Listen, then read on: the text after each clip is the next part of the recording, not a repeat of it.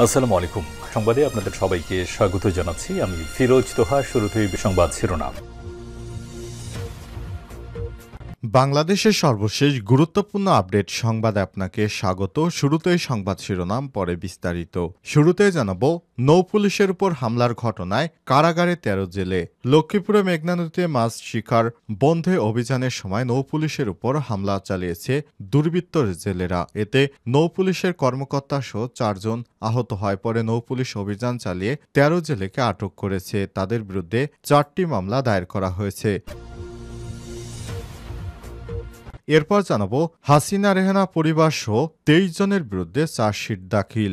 অনিয়মের মাধ্যমে রাজধানীর পূর্বাচল এলাকায় ৬০ কাঠা প্লট বরাদ্দ নেওয়া প্রমাণ পায় ক্ষমতাচ্যুত সাবেক প্রধানমন্ত্রী শেখ হাসিনা, তার বোন শেখ রেহানা এবং তার পরিবারের সদস্য সহ ২৩ জনের বিরুদ্ধে চার্জশিট দাখিল করেছে দুর্নীতি দমন কমিশন দুদক। এদিকে ২ জামাতকর্মী হত্যার মূল হোতা মানিক শত কোটি টাকার মালিক। চট্টগ্রামের সাতকানিয়ায় ২ জামাতকর্মী হত্যার নেপথ্যে ছিলেন এউচিয়া ইউনিয়ন পরিষদের সাবেক চেয়ারম্যান নজরুল ইসলাম মানিক। জামাত ইসলামের পক্ষ থেকে এমনটি দাবি করা হয়েছে। তার নেতৃত্বে ২ জামাতকর্মীকে হত্যা করা হয়েছে। এদিকে ৭ ঘণ্টা পর বনানী সড়ক ছাড়লেন পোশাক শ্রমিকরা। প্রায় ৭ ঘণ্টা অবরোধের পর রাজধানীর বনানী সড়ক থেকে সরে গেছেন বিক্ষুব্ধ শ্রমিকরা। বনানীতে সড়ক দুর্ঘটনায় এক নারী পোশাক শ্রমিকের নিহত হওয়ার প্রতিবাদে পোশাক কারখানার শ্রমিকরা সড়ক অবরোধ করেছিলেন। জানাবো, ঝগড়া থামাতে গিয়ে প্রাণ গেল ছাত্রদল কর্মীর। নারায়ণগঞ্জে ঝগড়া থামাতে গিয়ে দুর্বৃত্তদের ছুরিকাঘাতে প্রাণ গিয়েছে অপূর্ব নামে এক ছাত্রদল কর্মী। জানা গেছে, ওই দুর্বৃত্ত হচ্ছেন বিএনপি নেতার ছেলে। রোববার রাত ১০টার দিকে নয়াবাজার শহরের চারসারা বালুর মাঠ এলাকায় এই দুর্ঘটনা ঘটে। এবং সর্বশেষ জানাবো, নজিরবিহীন বন্যায় প্লাবিত আর্জেন্টিনার বন্দরনগরী মৃত বেড়ে প্রায় ১৩।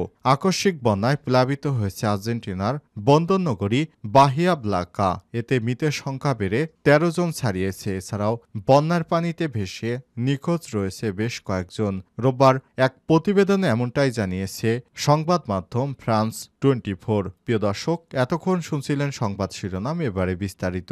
তবে তার আগে বন্ধুরা, অনুরোধ থাকবে সংবাদটিতে একটি লাইক দিন। এই চ্যানেলে আপনি নতুন হয়ে থাকলে আমাদের সংবাদটি দেখতে দেখতে চ্যানেলটি সাবস্ক্রাইব করে রাখুন, যাতে করে বন্ধুরা আমাদের পরবর্তী লেটেস্ট আপডেট সংবাদগুলো সবার আগে আপনার কাছে পৌঁছে যায়। কমেন্ট করে আপনার মূল্যবান মতামত জানিয়ে দিন আপনি বিশ্বের কোন দেশ থেকে বা বাংলাদেশের কোন স্থান থেকে আমাদের সংবাদটি দেখছেন এবং শুনছেন। এবারে বিস্তারিত।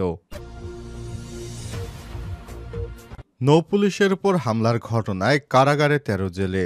লক্ষ্মীপুরে মেঘনা নদীতে মাছ শিকার বন্ধে অভিযানের সময় নৌপুলিশের উপর হামলা চালিয়েছে দুর্বৃত্ত জেলেরা। এতে নৌপুলিশ কর্মকর্তা সহ ৪ জন আহত হয়েছে। পরে নৌপুলিশ অভিযান চালিয়ে ১৩ জন জেলেকে আটক করে।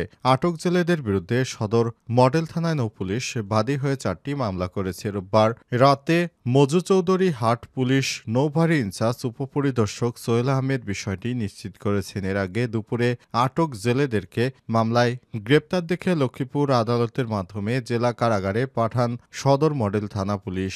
আহতরা হলেন নৌপুলিশের ইনচার্জ সোহেল আহমেদ, নায়েক সুকুমার রায়, কনস্টেবল জাহাঙ্গীর হোসেন ও তাদের ট্রলারের মাঝি জামাল হোসেন। জানা গেছে, শনিবার রাতে সদর উপজেলায় মেঘনা নদীর সাহেবের চর এলাকায় মাছ শিকার করছিল জেলেরা। খবর পেয়ে নৌপুলিশের একটি দল অভিযানে যায়। এ সময় জেলেরা লাঠিসোঁটা দিয়ে হামলা করে। জেলেদের হামলায় সোলসহ ৪ জন আহত হয়। পরে অভিযান চালিয়ে ঘটনাস্থল থেকে ১৩ জন জেলেকে আটক করে নৌপুলিশ। এ সময় ৪টি নৌকা, ৫৩১ মিটার কারেন্ট জাল, ১৮ কেজি জাটকা ইলিশ জব্দ করা হয়। মজু চৌধুরী হাট নৌপুলিশ ফাঁড়ি ইনচার্জ সোহেল আহমেদ বলেছেন, আটক জেলেদের নামে সদর থানায় জাটকা ইলিশ সংরক্ষণ আইন, পুলিশের উপর হামলা সহ পৃথক ৪টি মামলা দায়ের করা হয়েছে। সেসব মামলায় তাদেরকে গ্রেপ্তার দেখানো হয়েছে। তাদের লক্ষ্মীপুর আদালতে সোপর্দ করে থানা পুলিশ। হাসিনা রেহানা পরিবারসহ ২৩ জনের বিরুদ্ধে চার্জশিট। অনিয়মের মাধ্যমে রাজধানীর পূর্বাচল এলাকায় ৬০ কাঠা প্লট বরাদ্দ দেওয়ার প্রমাণ পায় ক্ষমতাচ্যুত সাবেক প্রধানমন্ত্রী শেখ হাসিনা, তার বোন শেখ রেহানা এবং তাদের পরিবারের সদস্যসহ ২৩ জনের বিরুদ্ধে চার্জশিট দাখিল করেছে দুর্নীতি দমন কমিশন দুদক। অভিযুক্তদের মধ্যে রয়েছে সাবেক প্রতিমন্ত্রী শরীফ আহমেদ, প্রধানমন্ত্রীর সাবেক একান্ত সচিব সালাউদ্দিন এবং জাতীয় গ্রাহীণ ও গণপূর্ত মন্ত্রণালয়ের ১৪ জন কর্মকর্তা। তাদের বিরুদ্ধে পৃথক মোট ৮টি অভিযোগপত্র দায়ের করা হয়েছে। সোমবার ১০ই মার্চ দুদকের প্রধান কার্যালয় থেকে চার্জশিট অনুমোদন দেওয়া হয়। পরে আদালতে দাখিল করা বিষয়টি প্রক্রিয়াধীন রয়েছে বলে জানা গেছে। গত ১২, ১৩ ও ১৪ জানুয়ারি তাদের বিরুদ্ধে মামলাগুলো দায়ের করা হয়েছিল। চার্জশিটে নতুন করে সাবেক প্রতিমন্ত্রী শরীফ আহমেদ ও প্রধানমন্ত্রীর সাবেক একান্ত সচিব সালাউদ্দিনকে যুক্ত করা হয়েছে বলে জানা গেছে। আসামিদের বিরুদ্ধে অভিযোগ সরকারের সর্বোচ্চ পদাধিকারী ও পাবলিক সার্ভেন্ট হিসেবে বহাল থাকাকালে সাবেক প্রধানমন্ত্রী শেখ হাসিনা এবং তার পরিবারের উপর অর্পিত ক্ষমতার অপব্যবহার করে বরাদ্দ পাওয়ার যোগ্য না হওয়া সত্ত্বেও অসৎ উদ্দেশ্যে পূর্বাচল আবাসন প্রকল্পে ২৭ নম্বর সেক্টরের ২০৩ নং রাস্তার ৬টি প্লট বরাদ্দ দেওয়া হয়েছে। আসামিদের বিরুদ্ধে দণ্ডবিধি ১৮৬০-এর ১৬১/১৬৩, ১৬৪/৪০৯/১০৯ ধারা তৎস দুর্নীতি প্রতিরোধ আইন ১৯৪৭-এর ৫-এর ২ ধারায় মামলা করা হয়েছে। এসব মামলায় ভুক্তভোগীদের প্লট এবং জমি বরাদ্দকৃত বাতিল করা হবে সমস্ত কিছু। ২ জামাত কর্মীকে হত্যার মূল হোতা মানিক শত কোটি টাকার মালিক। চট্টগ্রামের সাতকানিয়ায় ২ জন জামাত কর্মী হত্যার নেপথ্যে ছিলেন এওচিত্র ইউনিয়ন পরিষদের সাবেক চেয়ারম্যান নজরুল ইসলাম মানিক। জামাত ইসলামের পক্ষ থেকে এমনটি দাবি করা হয়েছে। আর এই নজরুল ইসলাম মানিক নানা অপকর্মের মাধ্যমে অডেল সম্পদের মালিক হয়েছেন। আওয়ামী লীগের রাজনীতির সঙ্গে যুক্ত মানিক বিগত ১৬ বছরে নানা অপকর্মের মাধ্যমে সম্পদের পাহাড় গড়েছেন। তার বিষয়ে অনুসন্ধান করতে গিয়ে সব ভয়ঙ্কর তথ্য বেরিয়ে এসেছে। আওয়ামী লীগের দলীয় সাবেক এমপি ডক্টর আবু রেজা মোহাম্মদ নিজামুদ্দিন নদভীর ডানহাত ছিলেন তিনি। ইটভাটা নিয়ন্ত্রণ ও প্রতিষ্ঠা, বালু মহলের ব্যবসা, দখলসহ হত্যা এবং নানা অপকর্মের মাধ্যমে শত শত কোটি টাকার মালিক হয়েছেন তিনি। স্থানীয়রা বলেছে ৫ই আগস্টের পর মানিক আত্মগোপনে গেলে তার ইটভাটা বনভূমি থেকে অন্তত ৫০ কোটি টাকার সম্পদ লুটপাট করা হয়েছে। আর এই লুটপাটের নেতৃত্ব দেওয়া অভিযোগ উঠেছে নিহত জামাত কর্মী নিজামুদ্দিন ও আবু সালেকের বিরুদ্ধে। মঙ্গলবার উপজেলা সোনখোলায় এলাকাবাসীর হামলায় নৃশংসভাবে খুন হন তারা। জামাতের দাবি সালিশের নামে ডেকে মব জাস্টিসের মাধ্যমে তাদের ২ কর্মীকে হত্যা করা হয়েছে। এর নেপথ্যে ছিলেন পলাতক মানিক। একজন ইউপি চেয়ারম্যানের হয়ে এমন প্রভাব প্রতিপত্তি অর্জন ও শত কোটি টাকার মালিক বনে যাওয়ার ঘটনাটি আলাদিনের চেরাগ হাতে পাওয়ার মতোই বলে মনে করছে সংশ্লিষ্টরা।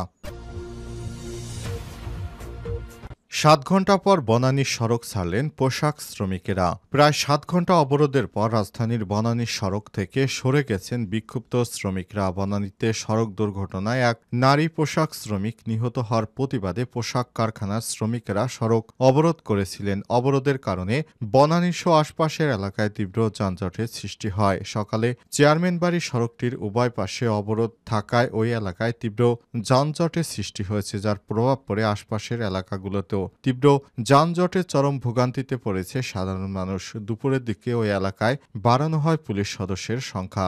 রাস্তার উপর তারা সারিবদ্ধভাবে ব্যারিকেড তৈরি করে দাঁড়ান। সোমবার সকাল ৬টার দিকে সড়ক দুর্ঘটনার ঘটনাটি ঘটে। নিহত পোশাক শ্রমিকের নাম মিনারা আক্তার, আহত আরেক পোশাক শ্রমিকের নাম সুরাইয়া আক্তার। তাকে কুর্মিটোলা জেনারেল হাসপাতালে ভর্তি করা হয়েছে। বনানী থানার ওসি রাসেল সরকার জানান, রাস্তা পারাপারের সময় দুর্ঘটনায় পোশাক শ্রমিক নিহত হয়েছে। এরপর থেকে শ্রমিকেরা তারা রাস্তা অবরোধ করে রাখে। এতে ওই এলাকায় যান চলাচল পুরোপুরি বন্ধ হয়ে যায়। অবরোধের প্রায় ৭ ঘণ্টা পর শ্রমিকরা সড়ক ছাড়েন বলে নিশ্চিত করেছে পুলিশ। শ্রমিকরা সরে যাওয়ার পর যান চলাচল স্বাভাবিক হয়েছে। তাদের সহকর্মী মারা যাওয়ার পর তারা সড়ক অবরোধ করেন বলে জানিয়েছে নিহত পোশাক শ্রমিকের সঙ্গে যারা কাজ করতেন তারা বলেছেন, রাস্তা পারাপারের সময় অসাবধানবশত গাড়ি এসে তাদের ধাক্কা দিয়ে মেরে ফেলে।